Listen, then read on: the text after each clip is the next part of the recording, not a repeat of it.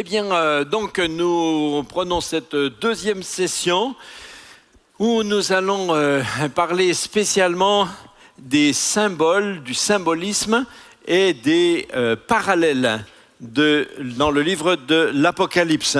Mais avant, j'aimerais vous donner le... Voilà, je voudrais vous dévoiler quel est le thème du livre de l'Apocalypse. À quoi sert le livre de l'Apocalypse? Pourquoi a-t-il écrit? Quel est son message essentiel?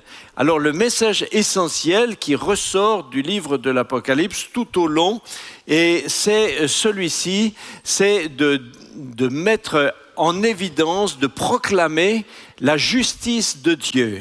C'est la justice de Dieu envers ses enfants qui ont été persécutés, qui ont été malmenés dans le monde à cause de son nom. C'est donc la justice de Dieu envers ses enfants et aussi la justice de Dieu envers tous les persécuteurs des enfants de Dieu.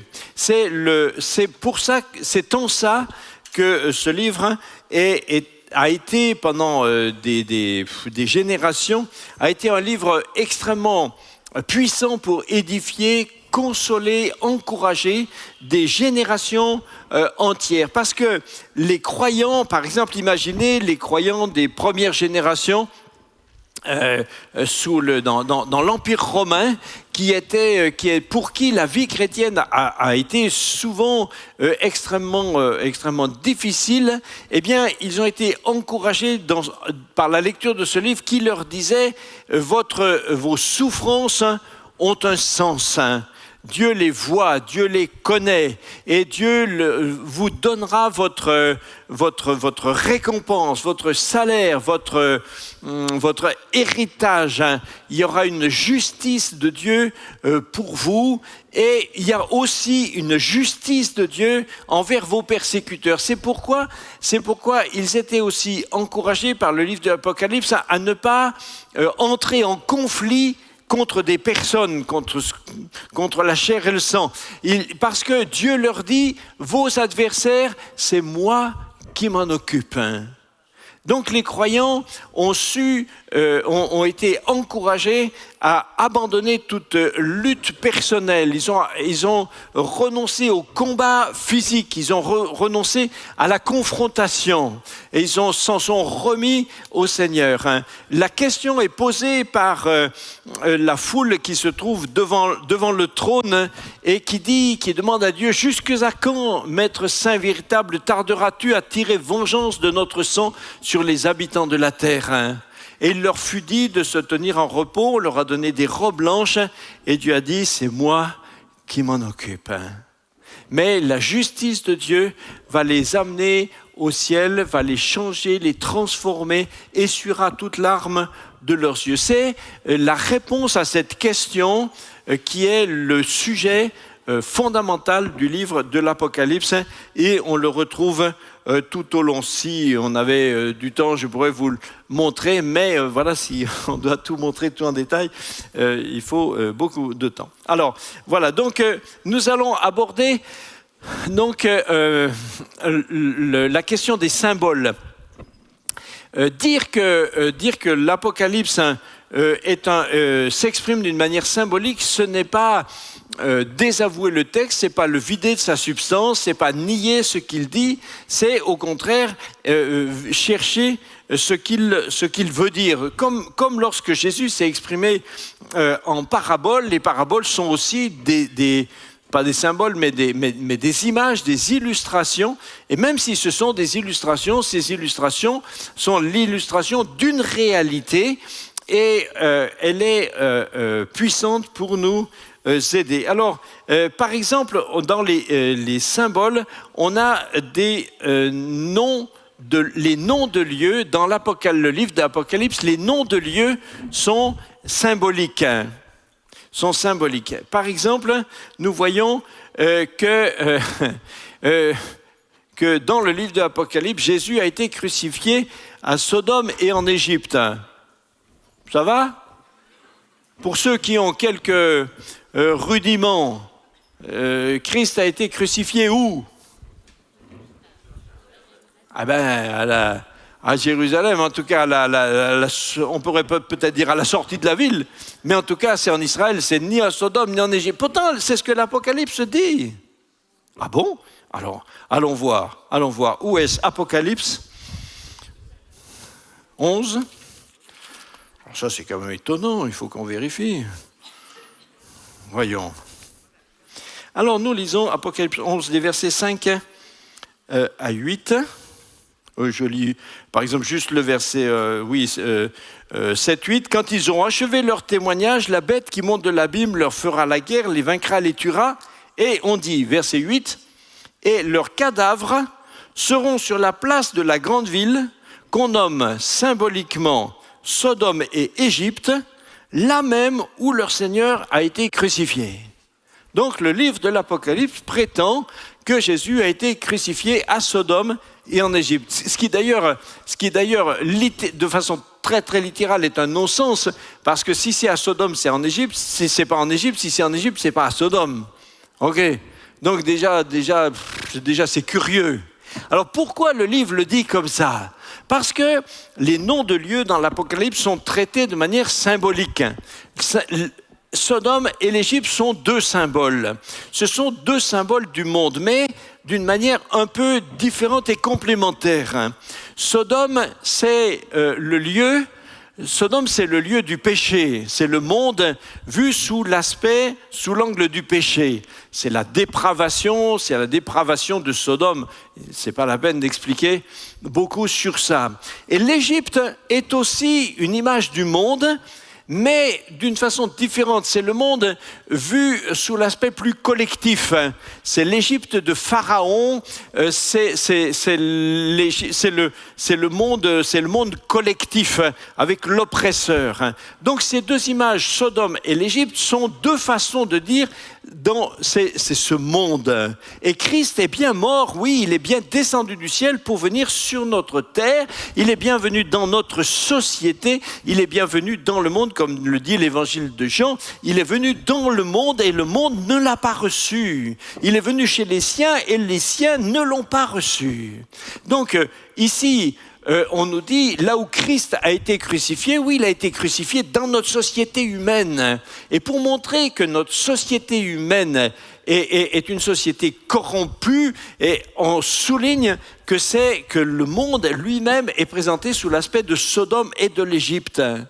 Mais si quelqu'un prétendait qu'il faut lire le texte d'une manière littéraliste, alors rien que sur un point comme ça, il est bloqué. Jésus n'a pas été crucifié littéralement à Sodome ni en Égypte. Du reste, le texte lui-même, l'auteur se dit, il faut que je les mette sur la bonne piste, et c'est pour ça que lui-même, il dit, la grande ville qu'on nomme symboliquement. Voilà, le texte lui-même dit, c'est symbolique. D'accord?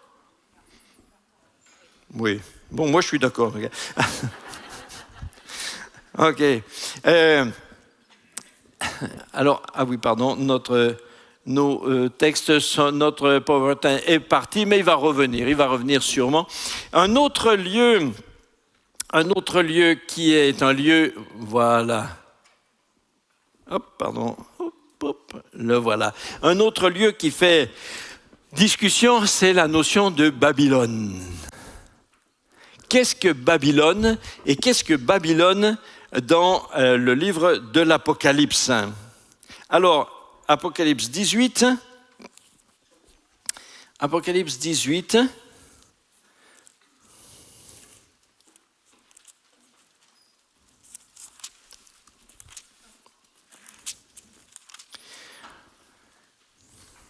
Les versets 17-18, c'est le moment où est décrit la destruction de Babylone, et on dit, et tous les pilotes, tous ceux qui naviguent vers ce lieu, les marins et tous ceux qui exploitent la mer se tenaient éloignés, et ils s'écriaient en voyant la fumée de son embrasement, quelle ville était semblable à la grande ville? Ils jetaient de la poussière sur leur tête, ils pleuraient, ils étaient dans le deuil, ils criaient et disaient « Malheur, malheur, la grande ville, où se sont enrichis par son opulence tous ceux qui ont des navires sur la mer. En une seule heure, elle a été détruite. » Et la question de Babylone dans l'Apocalypse, c'est de dire, est-ce que ce qui est désigné par Babylone est une ville? Est-ce que c'est la ville de Babylone? Eh bien non. La ville de Babylone est Babylone dans l'histoire biblique, c'est l'entité c'est la puissance d'opposition au peuple juif, au peuple de Dieu, qui les a dispersés, qui les a détruits. C'est Nebuchadnezzar qui a détruit qui a pris la ville, qui a déporté le peuple, etc. Babylone représente récapitule cette force d'opposition, d'oppression, de persécution contre le peuple de Dieu. Mais ce n'est pas, c'est toute cette réalité qui traverse tous les temps, qui traverse les siècles, les temps, etc. Il ne faut pas s'attendre à voir la reconstruction de la ville de Babylone. La ville de Babylone ne sera pas reconstruite. Déjà, le texte lui-même ici montre bien qu'il y a quelque chose qui ne doit pas être compris au sens littéraliste, c'est qu'on dit les marins voyaient la fumée de son embrasement. Mais savez-vous où se trouve Babylone? Babylone, c'est pas au bord de la mer sur une carte de géographie. L'ancienne Babylone antique est à des centaines de kilomètres du point de la côte la plus proche. Babylone, l'ancienne ville de Babylone est au bas mot au moins à 500 ou 600 kilomètres du golfe d'Aden, du premier bateau. Comment les marins voyaient la fumée de son embrasement? Comment est-ce qu'on voit un incendie à 600 kilomètres? C'est pas le but.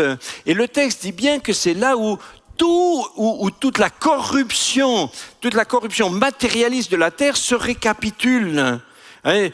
Tous ceux la grande ville où se sont enrichis, tous ceux qui commercent, c'est tout le matérialisme, aujourd'hui on dirait peut-être capitalisme, en tout cas tout le matérialisme, tout le consumérisme du monde se récapitule dans cette puissance qui a oppressé l'Église.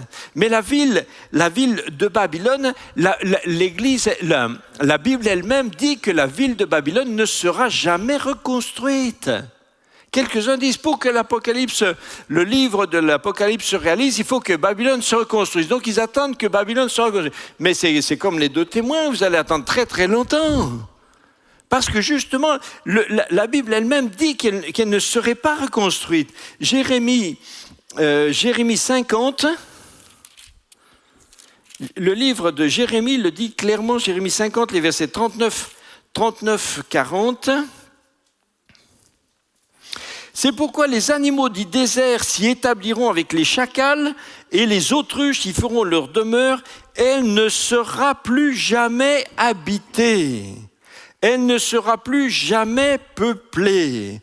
Comme Sodome et Gomorrhe et les villes voisines que Dieu détruisit, dit l'Éternel, elle ne sera plus habitée, elle ne sera le séjour d'aucun homme. La Bible dit, Babylone n'existera plus.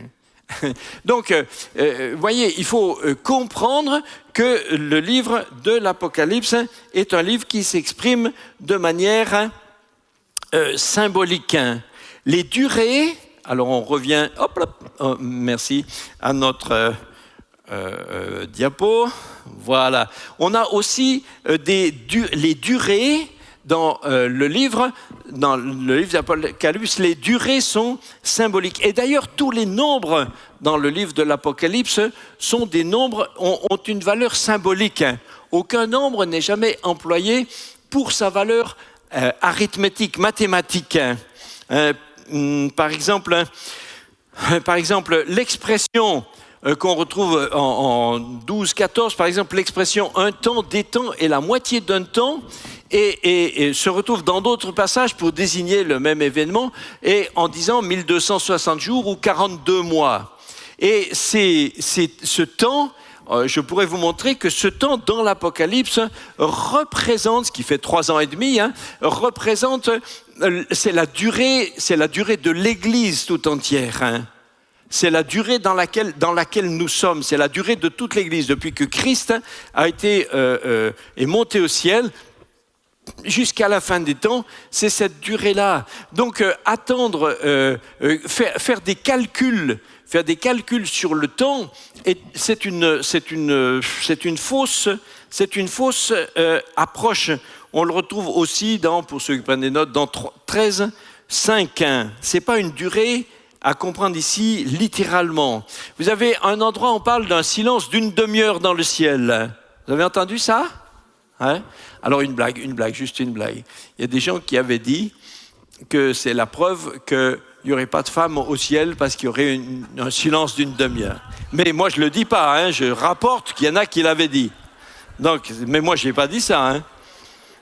Mais il y en a qui avaient dit ça. Bon voilà, ça y est, on a fermé la parenthèse. C'est une mauvaise blague. Ok, alors, est-ce qu'une demi-heure, pourquoi s'il y a un silence d'une demi-heure? C'est une façon symbolique de souligner le côté solennel qu'il y a de la crainte de Dieu devant Dieu. Se tenir devant Dieu dans des temps où Dieu intervient avec sa puissance, par exemple, de façon juste avant un jugement, il y a comme un silence qui s'établit. Et un silence d'une demi-heure, ça veut dire c'est un silence long et solennel. C'est pas que tout le monde est devenu muet à ce moment-là. Si vous vous rappelez comment Moïse, par exemple, inaugurant le tabernacle dans le désert, il y a eu une telle présence de Dieu que Moïse, tous les sacrificateurs, ils ont dû tous sortir tellement la présence de Dieu était tellement forte, palpable. Tout le monde est sorti. Vous savez, dans ces moments-là, je pense que tout le monde ferme sa bouche. Personne dans une telle majesté de Dieu, personne ne dit plus rien. C'est ce qui s'est passé aussi lorsque le temple de Salomon a été inauguré. La présence de Dieu est descendue tellement dans le temple. Dieu a dit, j'habite ici, je suis là, c'est moi. Tout le monde est sorti. La nuée a rempli le temple. Les gens sont sortis dehors. Tout le monde se tait, tout le monde s'efface devant Dieu. Voilà, c'est la puissance de Dieu. Les nombres dans le livre de l'Apocalypse sont des symboles. Ils sont des symboles. Par exemple, la répétition du nombre 7. Dans le nombre de 7 qui revient dans l'Apocalypse, je l'avais calculé, je me souviens plus de tête, mais revient constamment. Tout est organisé par 7, parce que 7 est le nombre qui évoque, qui symbolise ce qui est parfait, total, fini, ce qui n'a plus besoin d'être complété, c'est la perfection. 4, c'est en symbolique biblique, 4, c'est le nombre de la création. C'est les 4 points cardinaux, c'est le monde créé. 3, c'est le nombre de Dieu. 7, c'est le symbolisme de ce qui est total, de ce qui est complètement fini, totalement. Et par exemple, vous avez, si vous ne le comprenez pas comme ça, si vous ne comprenez pas que c'est un symbole, vous allez avoir un problème. Par exemple, dans Apocalypse 4, 5, où on nous dit où on parle des 7 esprits de Dieu. Alors, est-ce que Dieu a un Saint-Esprit ou il en a 7? Apocalypse 4, 5, du trône sortent des éclairs, des voix, des coups de tonnerre. Devant le trône brûlent 7 lampes ardentes qui sont les 7 esprits de Dieu. Ah bon?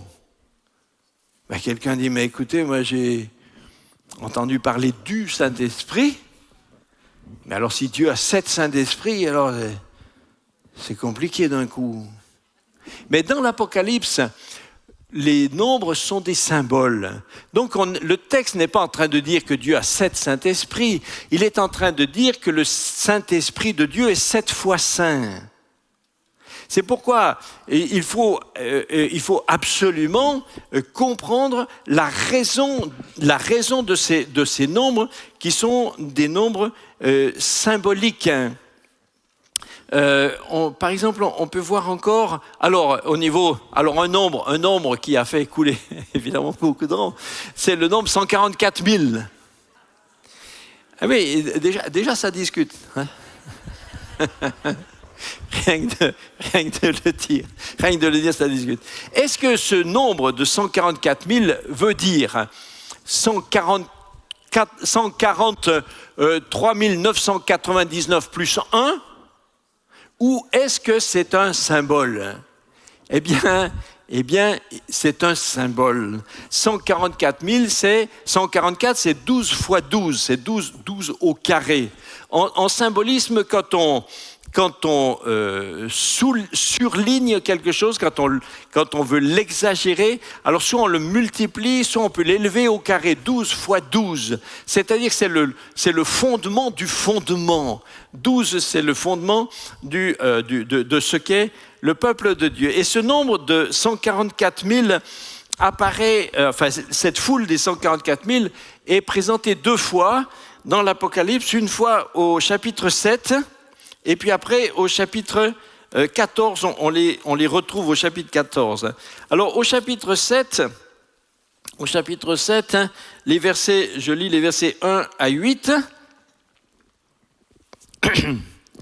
Voilà, Apocalypse 7, versets 1 à 8. Après cela, je vis 4 anges debout aux 4 coins de la terre. Ils retenaient les 4 vents de la terre afin qu'ils ne soufflent point de vent sur la terre, ni sur la mer, ni sur aucun arbre. Et je vis un autre ange qui montait du côté du soleil levant et qui tenait le sceau du Dieu vivant. Il cria d'une voix forte aux 4 anges à qui il avait été donné de faire du mal à la terre et à la mer. Et il dit, ne faites point de mal à la terre, ni à la mer, ni aux arbres, jusqu'à ce que nous ayons marqué du sceau le front des serviteurs de notre Dieu. Et j'entendis le nombre de ceux qui avaient été marqués du sceau, 144 000, de toutes les tribus des fils d'Israël.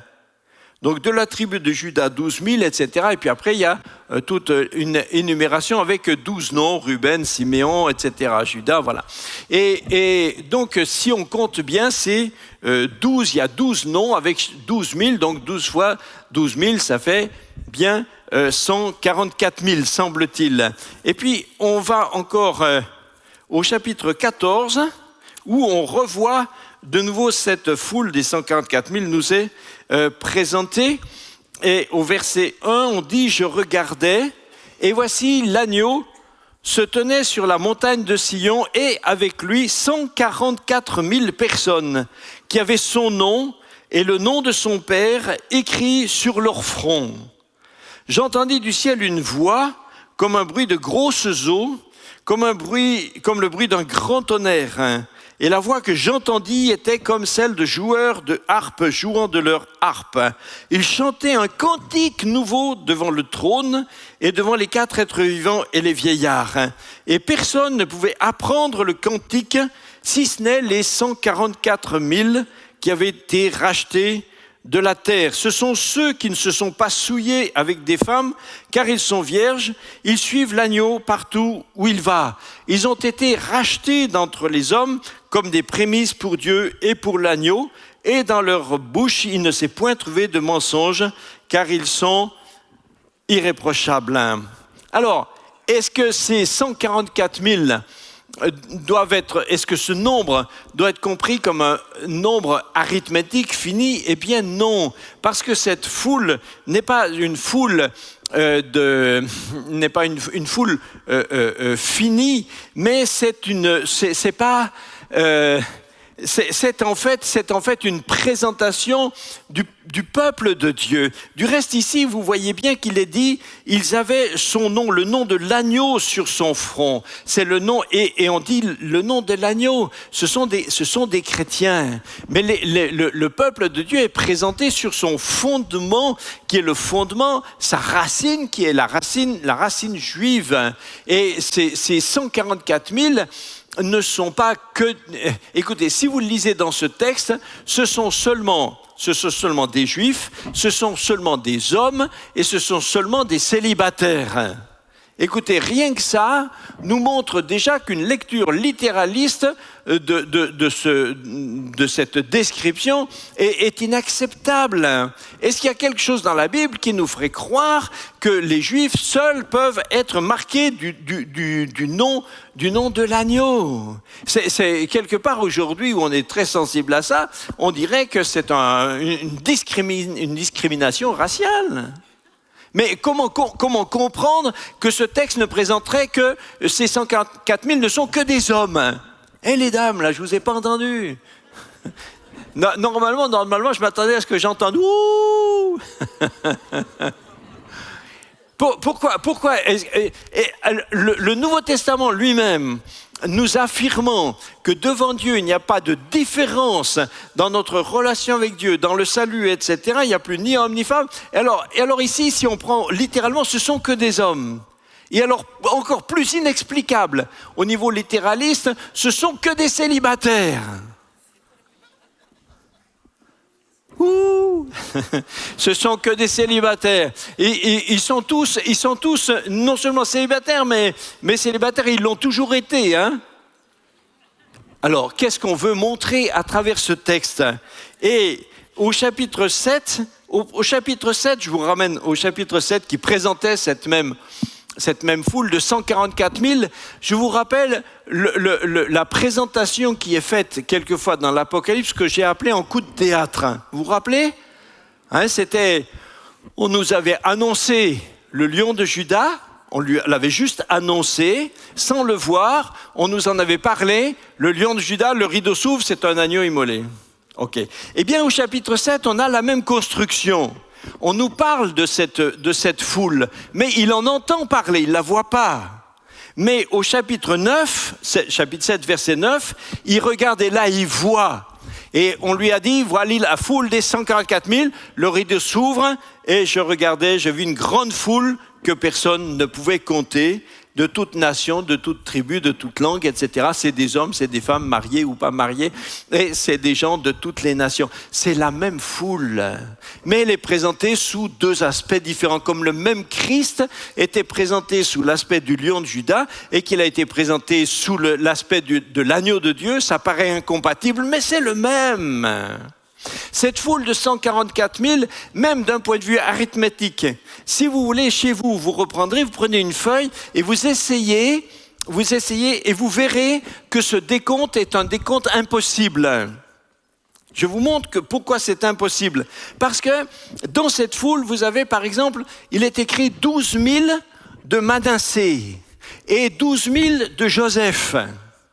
Mais pour ceux qui connaissent un petit peu mieux la généalogie dans l'Ancien Testament, Manassé fait partie de Joseph. Donc c'est impossible, parce que ces 12 000 de Manassé, ils font partie déjà de Joseph. Donc avec ceux de Joseph, c'est les mêmes. Donc ces 2 fois 12 000, c'est les mêmes personnes ont été comptées 2 fois. C'est pas possible, c'est une impossibilité mathématique. Sans expliquer d'ailleurs pourquoi Éphraïm aurait aussi disparu et Dan. Donc cette description n'est pas une description pour dire 143 999 plus 1. C'est pas ça. C'est le symbolisme de ce qu'est le peuple de Dieu. C'est dommage de ne pas le prendre de cette façon-là. Vous avez des descriptions qui sont, on va revenir au diaporama, des descriptions qui sont aussi tout en symbole. Par exemple, une vision qui a aussi été souvent commentée et qui a fait grand peur, et à juste titre d'une certaine façon, c'est l'invasion des sauterelles. L'invasion des sauterelles. Chapitre 9, voilà des descriptions symboliques. Chapitre 9, verset, j'allais dire 7, mais non, il faut que je commence au début. Sinon, chapitre 9, on commence au début. Hein? D'accord ? Le 5e ange sonna de la trompette, et je vis une étoile qui était tombée du ciel sur la terre. C'est qui l'étoile tombée du ciel sur la terre ? C'est Satan. La clé du puits de l'abîme lui fut donnée. Elle ouvrit le puits de l'abîme. Et il monta du puits une fumée, comme la fumée d'une grande fournaise. Le soleil et l'air furent obscurcis par la fumée du puits. Des sauterelles sortirent de la fumée et se répandirent sur la terre. Et il leur fut donné un pouvoir, comme le pouvoir qu'ont les scorpions de la terre. Il leur fut dit de ne point faire de mal à l'herbe de la terre, ni à aucune verdure, ni à aucun arbre, mais seulement aux hommes qui n'avaient pas le sceau de Dieu sur le front. Il leur fut donné non de les tuer, mais de les tourmenter pendant 5 mois. Et le tourment qu'elle causait était comme le tourment que cause le scorpion quand il pique un homme. Est-ce qu'il y a des gens qui ont été déjà piqués par un scorpion? Non? C'est très très douloureux. Pas mortel, mais très très très douloureux. Hein? Oui. En ces jours-là, les hommes chercheront la mort et ne la trouveront pas. Ils désireront mourir et la mort fuira loin d'eux. Alors, voilà, description des sauterelles. Donc c'est une description tout en symbole. Ces sauterelles ressemblaient, vous verrez dans cette description qu'on ne nous dit jamais qu'ils sont ceci ou cela, mais on nous dit à quoi ils ressemblent. Ils ressemblent à, ils sont comme, qui sont des comme. Ça fait penser à, parce que ce sont des réalités spirituelles qui ne peuvent pas être décrites avec des termes comme matériels. Donc on nous fait voir quelle est leur nature. Ces sauterelles ressemblaient à des chevaux préparés pour le combat. En fait, cette invasion de sauterelles, c'est la description du monde spirituel démoniaque dans lequel nous sommes. Cette étoile tombée du ciel, Satan tombé du ciel, a précipité dans le monde spirituel de la terre une horde de ceux qui l'ont suivi, qui sont des esprits méchants, ce sont des démons. Et on nous présente ici ce que Paul appellera les esprits méchants dans les lieux célestes. Ce sont ces démons. Mais il ne faut pas attendre que cette évasion de sauterelles arrive. Elle est là, elle est autour de nous. Pour ceux qui savent, qui connaissent les réalités spirituelles, c'est ce que Paul démontre dans toute la Bible, il dit que nous sommes environnés d'un monde spirituel. Ce sont les esprits dans les airs. Ils ressemblaient à des chevaux préparés pour le combat. C'est-à-dire que c'est une armée qui est préparée. C'est une armée qui va à la guerre. Il y avait sur leur tête comme une couronne semblable à de l'or, parce qu'ils dépendent du diable, et ils ont une prétention orgueilleuse à vouloir dominer, à vouloir régner comme leur chef, qui voulait avoir le diadème sur sa tête. Il y avait sur la tête, et leur visage était comme un visage d'homme. Pourquoi on précise bien que leur visage était comme un visage d'homme? Parce que les démons agissent dans la société humaine d'une façon abordable, d'une façon humaine. Les démons ne viennent pas dans la société humaine d'une manière hideuse et d'une manière démoniaque pour qu'on les démasque. Ils s'imprègnent, ils s'impliquent dans la société humaine d'une façon humaine. Ils arrivent s'il le faut en costume cravate avec un attaché-caisse.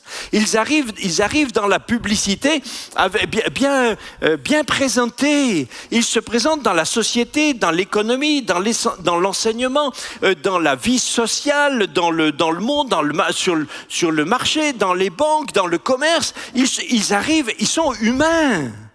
Ils ont comme un visage d'homme. Les puissances démoniaques ne sont pas seulement dans les châteaux hantés d'Écosse. mais ils sont dans la société humaine, ils sont partout. Et ils sont tellement intégrés que ceux qui ne sont pas spirituels, ceux qui ne sont pas réveillés, ceux qui n'ont pas été éclairés par la vérité qui rend libre, ne les voient même pas. On ne les voit même pas.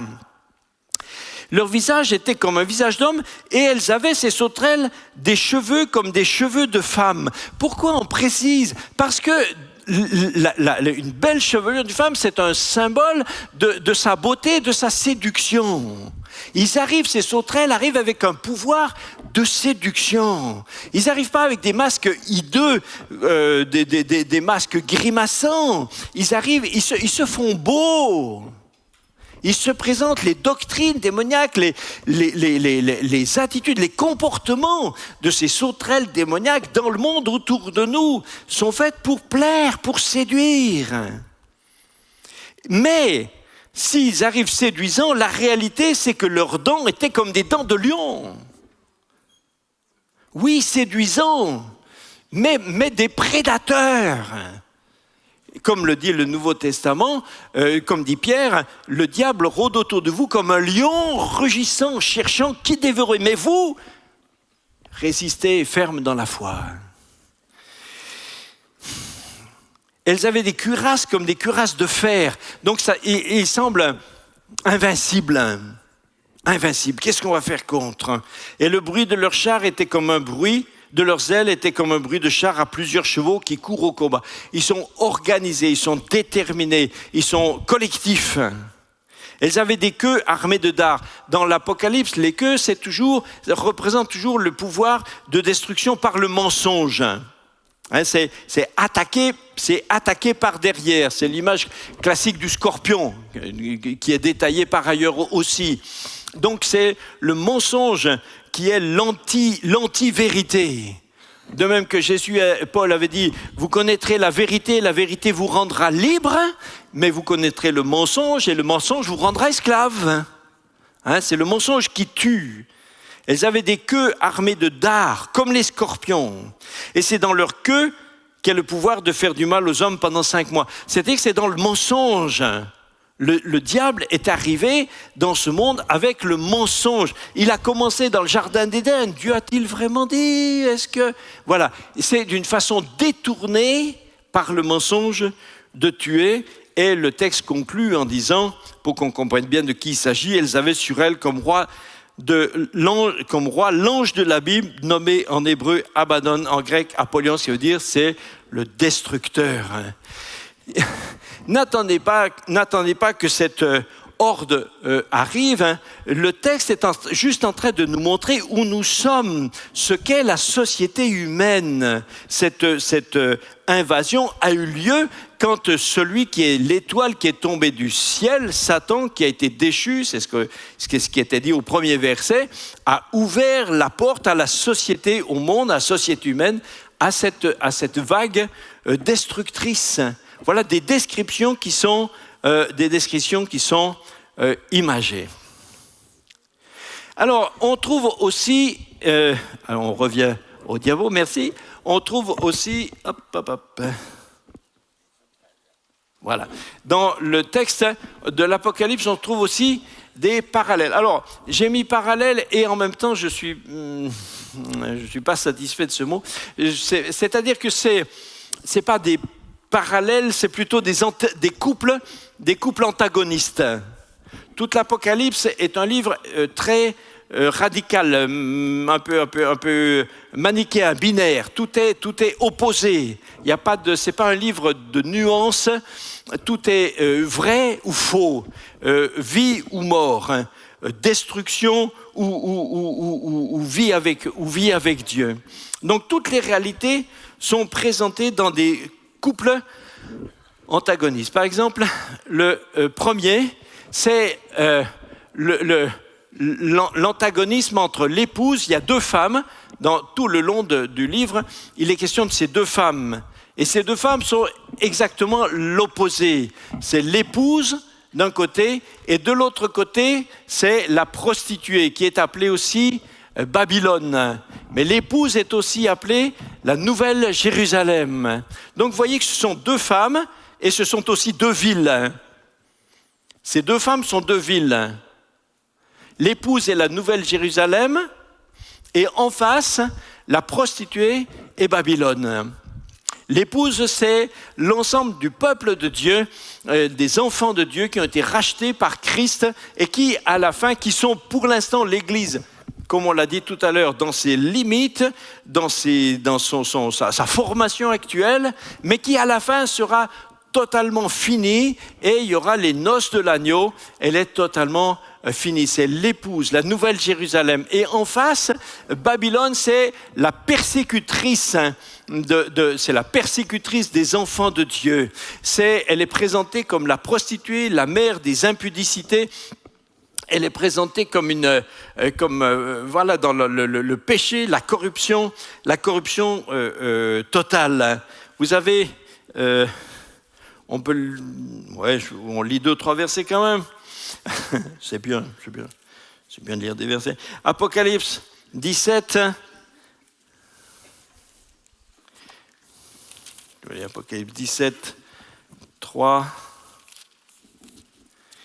Apocalypse 17, 3. Il me transporta en esprit dans un désert et je vis une femme assise sur une bête écarlate, pleine de noms de blasphème, ayant 7 têtes et 10 cornes. Cette femme était vêtue de pourpre et d'écarlate. Donc c'est la prostituée.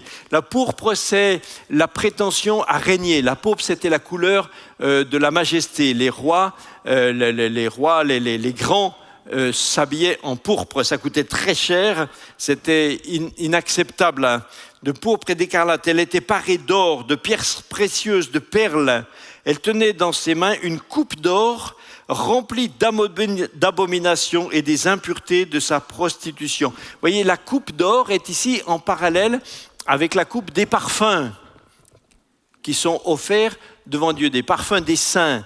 Elle tient une coupe qui est remplie d'abominations, d'impuretés. Sur son nom était écrit un nom, un mystère, Babylone la grande. Un mystère, vous voyez, on dit bien un mystère. Son nom est un mystère. Ce n'est pas le nom d'une ville géographique, c'est un mystère spirituel. Babylone la grande, la mère des prostituées et des abominations de la terre. Je vis cette femme ivre du sang des saints et du sang des témoins de Jésus. Voilà qui nous dit qui est Babylone. Babylone est ivre du sang des saints et du sang des témoins de Jésus. C'est la réalité qui regroupe tout ce qui a, dans tous les siècles, été l'opposition, la destruction, la persécution contre les enfants de Dieu. C'est ça Babylone. Il n'y aura pas de reconstruction de la ville de Babylone. Donc cette Babylone est présentée comme étant exactement l'opposé, c'est Babylone, c'est l'anti-Jérusalem céleste. Cette prostituée, c'est l'anti-épouse. Et donc, dans le texte, on va retrouver le développement de l'un et de l'autre, et on verra à la fin la justice de Dieu envers son épouse et la justice de Dieu envers cette prostituée qui va être détruite. Ça va ? 17-18, et la femme que tu as vue, c'est la grande ville qui est la royauté sur les rois de la terre. Au moment où Jean écrit, la ville dans sa génération qui avait la royauté sur les rois de la terre, c'était Rome. Mais Rome, c'est justement la continuation, c'est la suite au niveau de la persécution contre les chrétiens. Rome, c'est la persécution de ce que Babylone a été avec Nebuchadnezzar. On est toujours dans la même réalité. C'est pas le fait de proposer une ville géographique.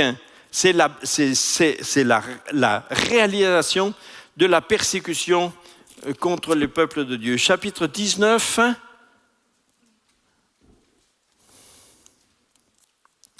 Chapitre 19, après cela, j'entendis dans le ciel comme la voix forte d'une foule nombreuse qui disait « Alléluia !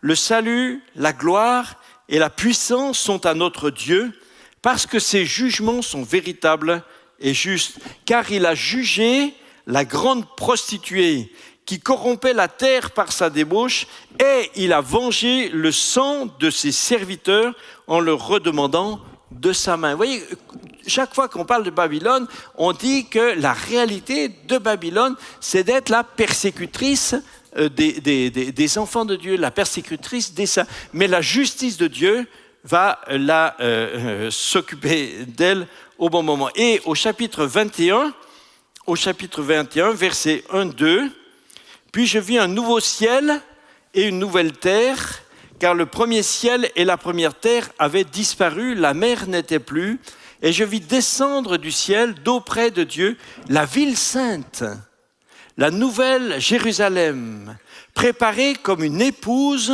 qui s'est parée pour son époux. » Voilà, en face de cette prostituée Babylone, voilà maintenant la Jérusalem céleste, l'épouse. Et un tout petit peu plus loin encore, dans le même chapitre 21, versets 9-10.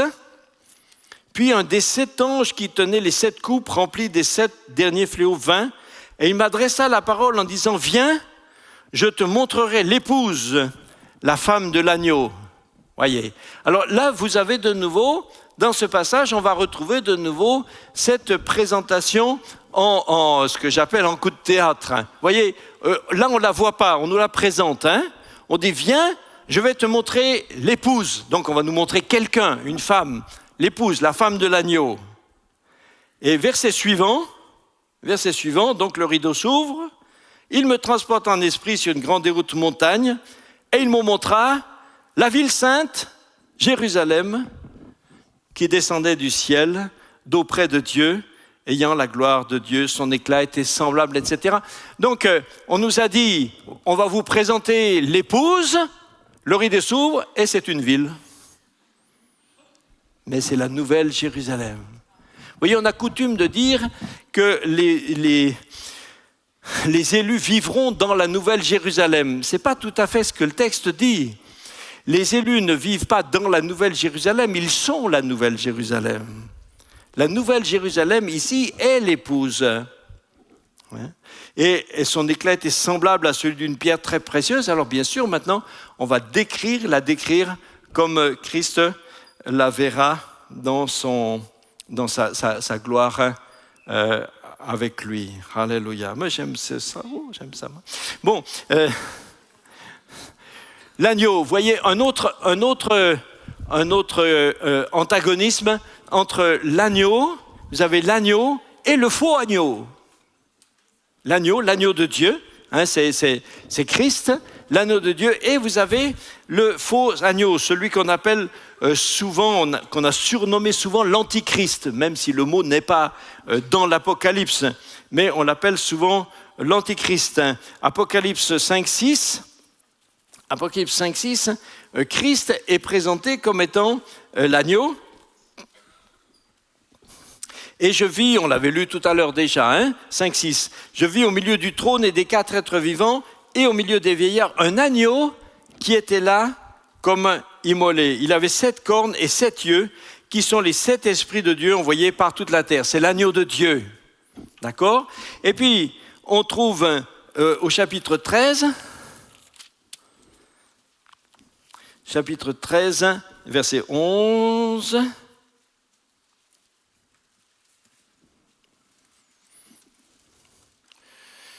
Verset 11, 13, pardon, ça y est, j'y suis. Puis je vis monter de la terre une autre bête qui avait 2 cornes, semblables à un agneau, à celle d'un agneau, mais qui parlait comme un dragon. C'est le faux agneau.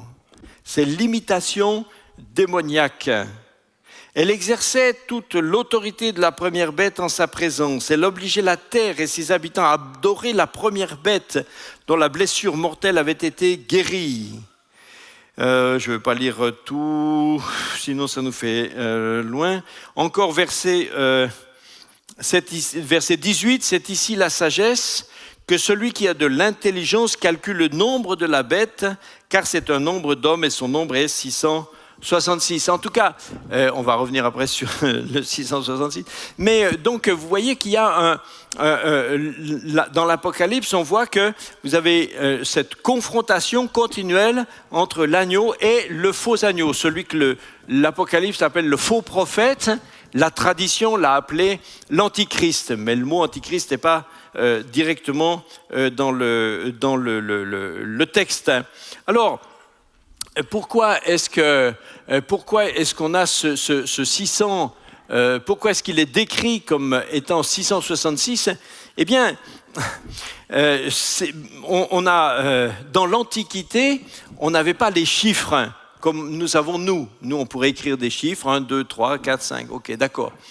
Mais dans l'Antiquité, les langues, ces chiffres, qu'on appelle romains, n'existaient pas à ce moment-là.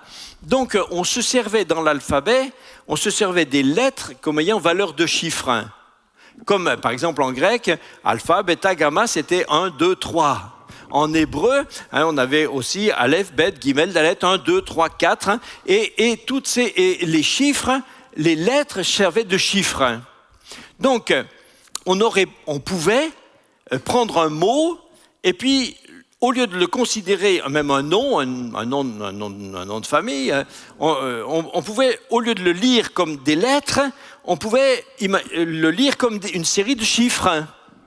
Ça va, je suis clair ou... Ok. Donc, si vous voulez, on pouvait faire une addition. On pouvait faire une addition des lettres.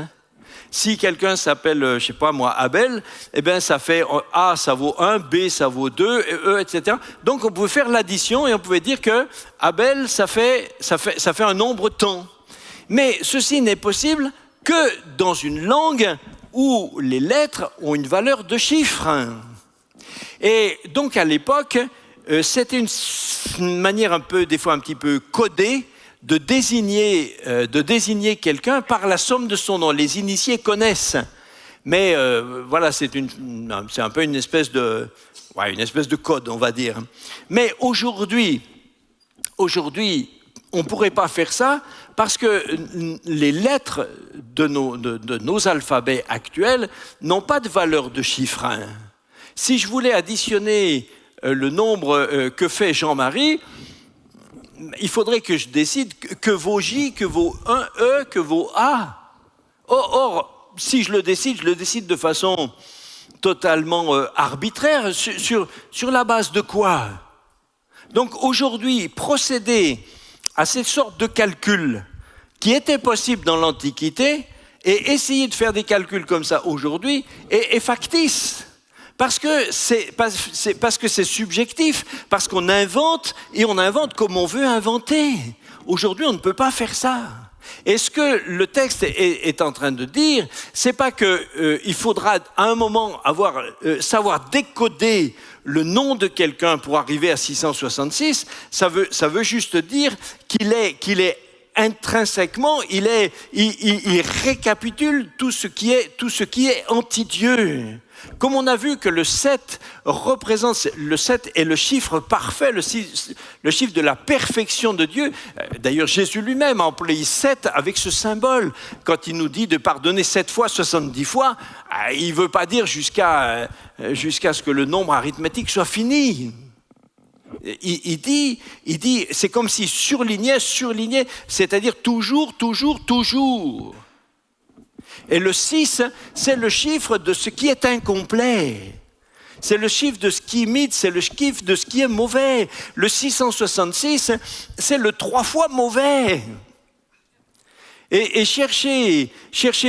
Alors, au cours des siècles, on a trouvé des tas de gens à qui faire correspondre. Alors peut-être qu'on trouvait encore dans l'Antiquité, parce que les langues correspondaient à ça, on pouvait y arriver. On a trouvé que Néron pouvait faire 666, mais d'autres ont démontré que Hitler pouvait faire 666, et puis d'autres. Et aujourd'hui, on continue de chercher. Écoutez, c'est une voie inutile. C'est pas de ça que parle le texte. Hein. Et cette bête qui monte de la terre, hein, n'est pas quelqu'un qui doit venir à un moment. Oui, d'autres textes du Nouveau Testament laissent entendre qu'à la fin des temps peut arriver l'Antichrist, celui qui s'élève au-dessus de tout ce qui est Dieu, etc. Ok, donc je dis pas que ça n'arrivera pas, mais je dis juste que essayer d'utiliser ce verset pour dire il faudra le reconnaître grâce à une espèce de code, une espèce d'énigme, un rébus qu'il faudra débusquer. Et c'est une fausse voie. Vous allez attendre longtemps et chercher longtemps. Oui, des antichrists, il y en a eu toujours. C'est ce que dit l'apôtre Jean. Il dit oui, il en existe déjà. Sans doute qu'il en viendra encore un à la fin. Mais c'est vrai que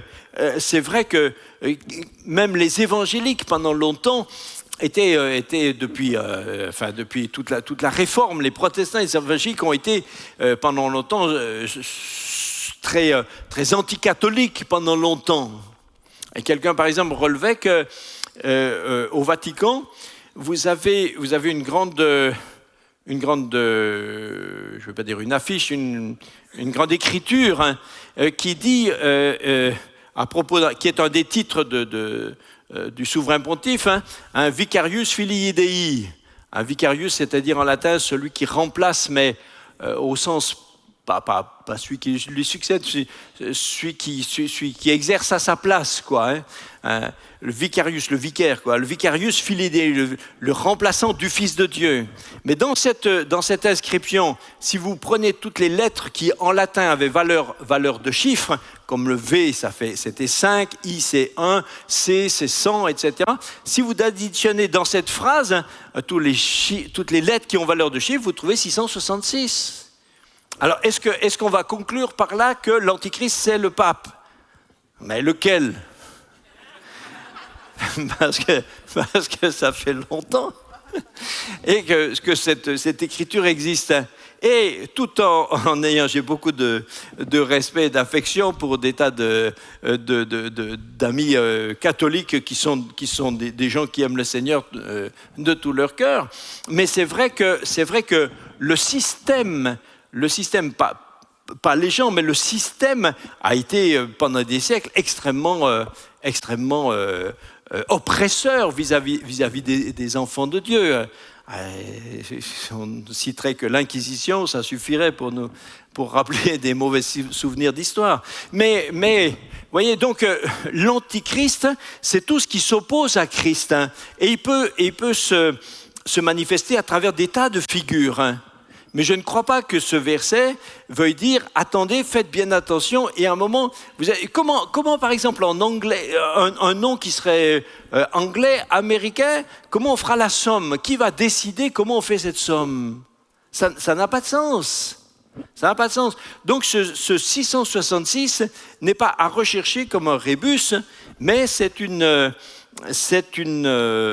un rappel sur l'identité, sur la nature de ces personnes. Alors, je crois que, vous voyez, c'est pour ça que ces parallèles, c'est important. Par exemple, on a parlé du sceau tout à l'heure, j'ai peut-être été un peu vite, hein, mais vous avez un parallèle aussi entre le sceau des enfants de Dieu et la marque de la bête. Vous vous rappelez de ça, hein? Bon, alors en grec, les deux mots sont différents. Les deux mots sont différents.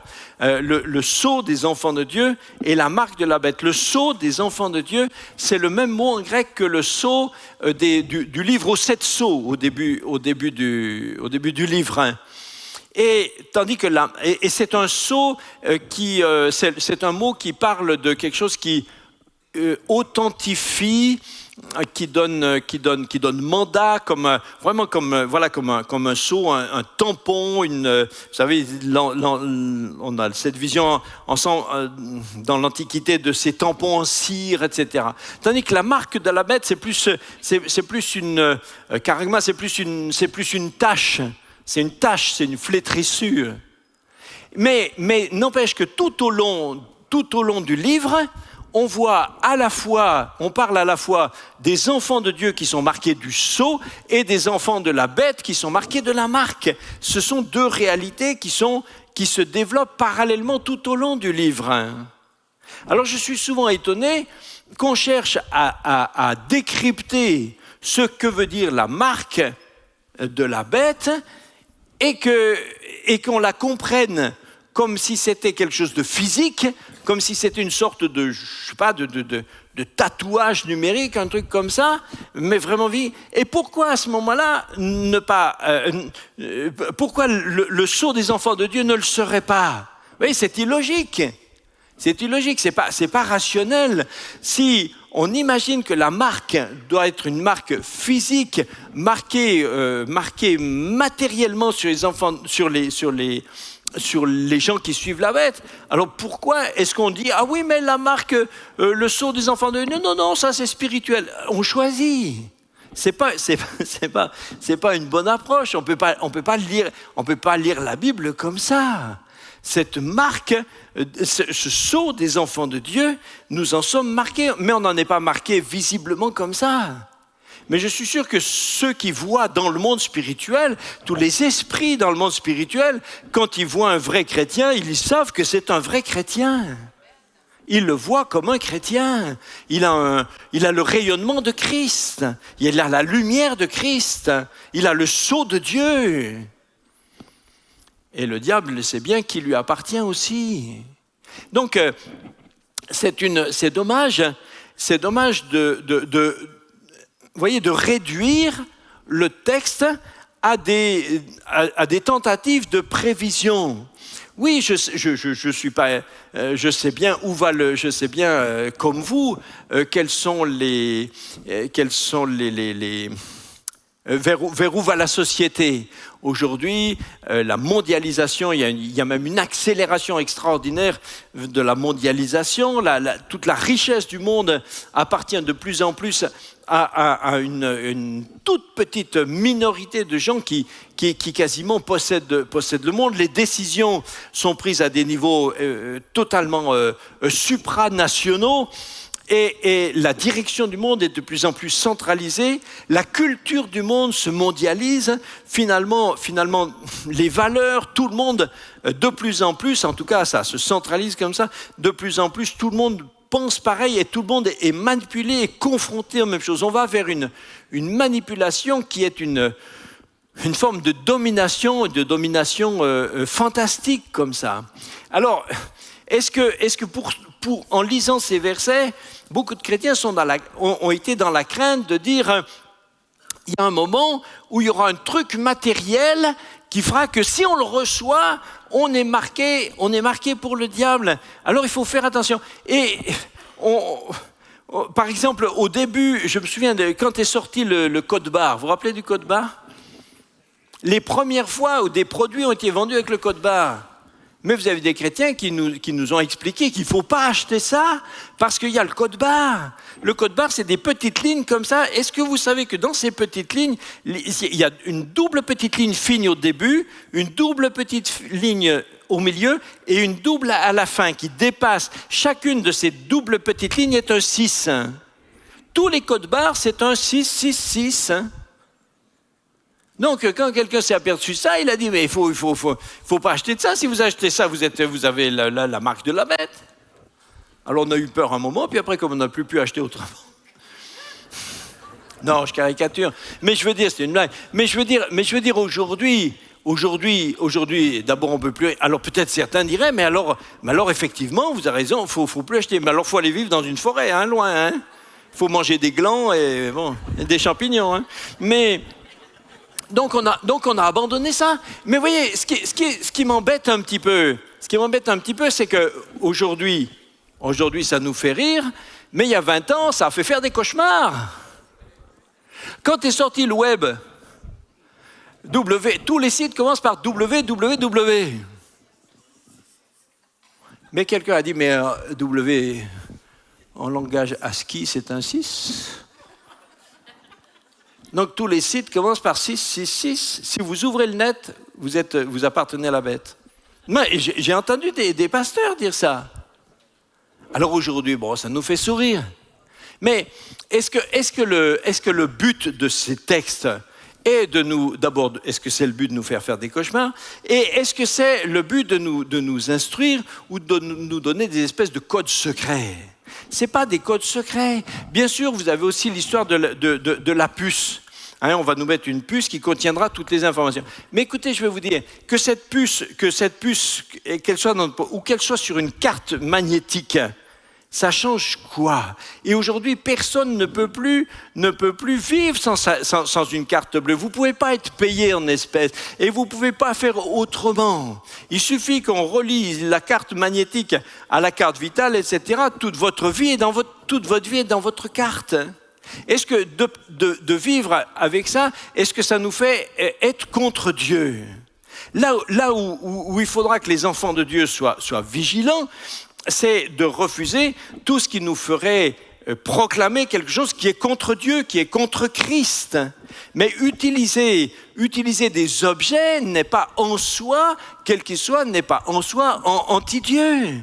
Si votre banquier vous disait « je vous donne une carte, mais vous devez signer, je renie Christ », alors bien sûr, alors on vivra sans carte, et s'il faut mourir, eh bien mourons.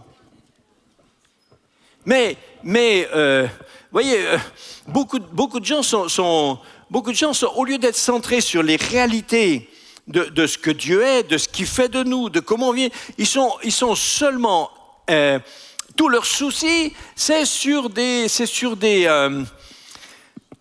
matérialisations de choses comme ça, c'est sur des craintes comme ça, et ils oublient de chercher le Seigneur. Laissez ces soucis-là. Je suis même sûr que même cette puce, peut-être elle existera peut-être pas. Dans certains coins, elle est faite, elle existe, mais peut-être qu'après, ça sera encore pire. Aujourd'hui, dans quelques temps, on n'aura même plus besoin de ça. La reconnaissance faciale sera capable de reconnaître chaque personne. 7 milliards d'habitants sur la Terre, une caméra vous regardera, elle saura qui vous êtes. Vous pourrez pas. On n'aura même pas besoin de tout ça. La machine connaît tout. C'est pas de ça qu'il faut se préoccuper. C'est pas ça nos vrais combats. C'est pas ça. Ce qui est nos vrais combats, c'est comment je vis avec Christ. Hein. Quelle est la puissance de la parole de Dieu en moi?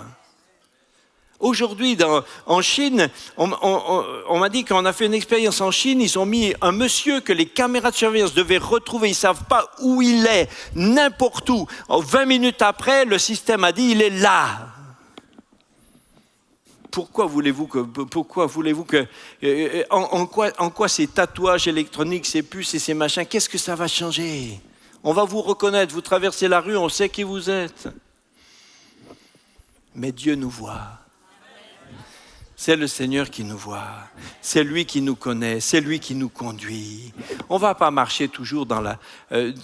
voyez, ces trucs-là, ça nous pilote sur des fausses voies, sur des fausses craintes. Notre crainte, c'est notre crainte de péché. Notre crainte, c'est d'oublier la crainte de Dieu. Nos vrais dangers, nos vrais défis, c'est d'oublier la puissance de la parole de Dieu pour ne plus la considérer que comme une forme. C'est de ça que nous avons besoin. Aussi, frères et sœurs, ne vous laissez pas, je ne sais pas comment dire, engluer par toutes ces... je vois des chrétiens qui passent leur temps sur le net. Vous regardez, des gens ils regardent des vidéos, et toujours des trucs plus sensationnels. Et au lieu d'aller et dans l'Apocalypse, alors c'est une mine pour faire du sensationnel. Et on a oublié de s'en faire édifier. On a oublié de l'utiliser pour être conforté dans la puissance de Dieu, pour être sûr que Dieu est bon, pour être sûr que Dieu est juste, pour être sûr que Dieu va nous faire du bien. Chaque fois que quelqu'un est méchant avec nous, tu relis l'Apocalypse. Tu dis, Seigneur, c'est toi qui t'occupes de lui. Alléluia. Mais tu vas t'occuper de moi. Yes. C'est pour ça que c'est un livre puissant. C'est un livre très fort. Pourquoi croyez-vous que les chrétiens de Rome qui passaient du cachot au bûcher, etc., pourquoi ce livre leur faisait du bien? il leur faisait du bien, parce qu'ils ne cherchaient pas à y trouver dedans des trucs extraordinaires. Je suis toujours étonné de voir combien de gens interprètent l'Apocalypse d'une telle manière que leur interprétation ne peut parler qu'à des gens du 21e siècle. Mais si dans l'Apocalypse vous trouvez que des puces électroniques, des écrans géants et puis des bombes à neutrons, etc., mais qu'est-ce que tout ça voulait dire pour un chrétien du 2e siècle ? Donc Dieu a écrit un livre pour qu'il puisse être compris qu'à partir de la technologie du 21e siècle. Mais non, ce livre a traversé toutes les générations et toutes les générations qui l'ont lu en ont retiré une force. Ils étaient pas dans la spéculation sur Tchernobyl ou sur le Covid. Ils étaient centrés sur Christ. Et Christ leur faisait du bien. Et ils ressortaient de là en disant « La justice de Dieu est devant nous. Alléluia. Jusque à quand, Maître Saint véritable, tarderas-tu à tirer vengeance de notre sang sur les habitants de la terre ?» Mais il leur a été dit de se tenir en repos. Dieu pense à vous. Dieu s'occupe de vous. Ne craignez pas. L'Occident a vécu on a tellement vécu dans un confort illusoire spirituellement qu'on a oublié que la nature même de l'Église, c'est de souffrir pour Christ. On en a déduit que c'est une composante seulement exotique. Mais j'étais étonné, je relisais encore, il y a 2-3 jours, un document qui parlait en France, en 1850, de personnes qui ont été, c'était donc sous la Troisième République, je crois, qui ont été jugés, des pasteurs en France, qui ont été mis en prison pour des questions liées directement à leur foi. Et ils étaient en prison, et comme il y avait des groupes de pression pour les faire libérer, etc., le pouvoir a serré la vis. Et dans leur prison, on les a fait dormir sur la paille, on les a fait dormir par terre, et on leur donnait juste à manger 2 fois par jour un peu de 3 trucs, de la soupe et des légumes. Vous voyez, c'est pas marrant. Et pour les punir plus, on a obturé la fenêtre on a cloué des planches sur les fenêtres pour qu'ils soient dans le noir. C'est en France, en 1850. C'est pas en Indonésie. C'est pas la Rome antique. C'est chez nous. Mais nous, on lit pas l'Apocalypse pour être consolé parce qu'on souffre pas. Alors parce qu'on souffre pas, on oublie à quoi sert ce livre. C'est un livre d'encouragement, c'est un livre de consolation, c'est un livre pour ceux qui veulent souffrir pour le Seigneur. Bien sûr, si on part du principe qu'on n'a pas besoin de souffrir pour le Seigneur, on n'a pas besoin de l'Apocalypse. Alors c'est normal qu'on fasse de l'Apocalypse un livre de divination technologique. Et alors on y trouve des écrans géants, on y trouve des technologies, on y trouve des trucs bidons du 21e siècle, les choses qui servent à rien. Mais si on admet que nous sommes le peuple qui aime le Seigneur, l'agneau de Dieu, et qui ont aimé leur vie jusqu'à ne pas craindre la mort, alors on a besoin de ce livre. Mais on a besoin de le lire comme Dieu l'a écrit, pas comme on l'a transformé. Voilà, nous allons faire une petite pause parce qu'il est midi et vous avez même gagné 5 minutes. C'est beau, hein? Et on se retrouve à 14h. On se retrouve à 14h.